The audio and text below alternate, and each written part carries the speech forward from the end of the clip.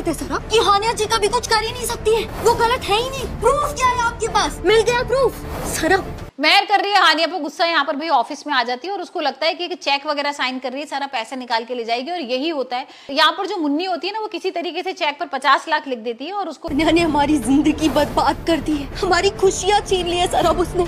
Sir मुझे आपको सच पता, मुझे सच पता चल चुका है।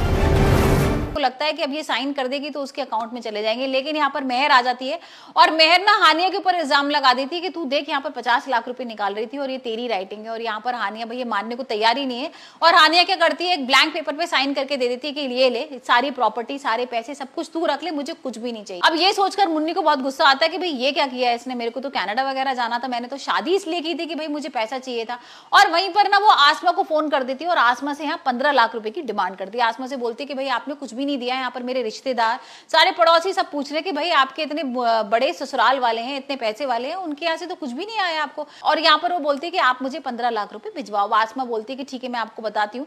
और ये सारी जो चीजें होती है ना, ये चाची फोन करके हानिया को बता देती है गुस्से में और बोलती है कि भाई तुम्हारी ये क्या मम्मी डिमांड वगैरह कर रही है, यहाँ पर तुम्हें चैन नहीं मिला, इतनी सारी चीजें करके तुमने मेहर की पूरी जिंदगी बर्बाद कर दी और जानबूझ के तूने भाई सरब से शादी कर ली और यहाँ पर अब 15 लाख रुपए की डिमांड हो रही है। तो अब हानिया को समझ में नहीं आ रहा कि मुन्नी ऐसा क्यों कर रही है, क्योंकि भाई उसने शक्ति को तो देख ही लिया था।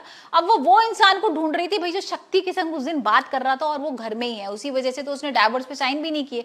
यहाँ पर वो अगर डाइवोर्स पेपर्स पे साइन कर देती तो भाई उसको घर से जाना पड़ता और पता नहीं लगता कि कौन है यहाँ पर मेन कल्प्रिट। और यहाँ धीरे धीरे भाई उसको समझ में आ जाएगा कि मुन्नी ही है। और यहाँ पर जब मुन्नी का सच सामने आएगा तब देखते हैं सरब और हानिया क्या करेंगे, क्योंकि यहाँ पर मुन्नी ने 3 जिंदगियां बर्बाद की हैं।